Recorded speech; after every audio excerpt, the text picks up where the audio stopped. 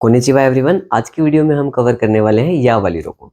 तो सबसे पहला कैरेक्टर है हमारा या, फिर यू एंड यो। या वाली रो में दो कैरेक्टर्स हमारे मिसिंग होते हैं, एक तो ई वाला कैरेक्टर और एक ए वाला कैरेक्टर। या को लिखने का स्टॉप वर्ड है कुछ ऐसा 1, 2 एंड 3 और इसके फॉन्ट वेरिएशंस है कुछ ऐसे। और इसको याद रखने का मेमोरी हिंट है कि ये थोड़ा सा याक जैसा दिखाई देता है, तो हम इसको याक से याद रखेंगे या। यू को लिखने का स्ट्रोक ऑर्डर कुछ ऐसा है 1 एंड 2 और इसके फॉन्ट वेरिएशंस कुछ ऐसे हैं। और इसको याद रखने का मेमोरी हिंट है कि ये थोड़ा सा यूनिकॉर्न जैसा दिखाई देता है, तो हम इसको यूनिकॉर्न से याद रखेंगे। यो को लिखने का स्ट्रोक ऑर्डर है 1 एंड 2 एंड इसके फॉन्ट वेरिएशंस हैं कुछ ऐसे। और इसको याद रखने का मेमोरी हिंट है, इसका शेप थोड़ा सा योयो जैसा दिखाई देता है, जब हम उसके साथ खेलते हैं तो हम इसको योयो से याद रखेंगे।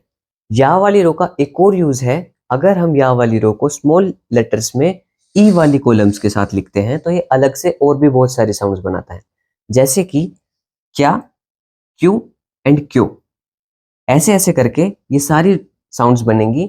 एक बार जैपनीज एक्सेंट में ही देख लेते हैं कि ये कैसे साउंड करेंगे।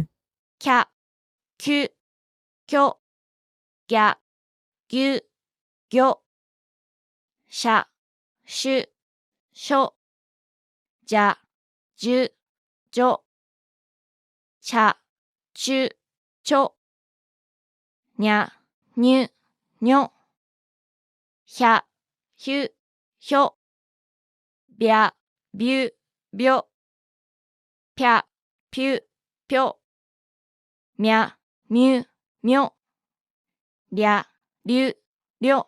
अब हम चलते हैं एग्जाम्पल्स की तरफ। सबसे पहला एग्जाम्पल है क्याकू। क्याकू का मतलब होता है गेस्ट। दूसरा है क्यू। क्यू का मतलब होता है 9।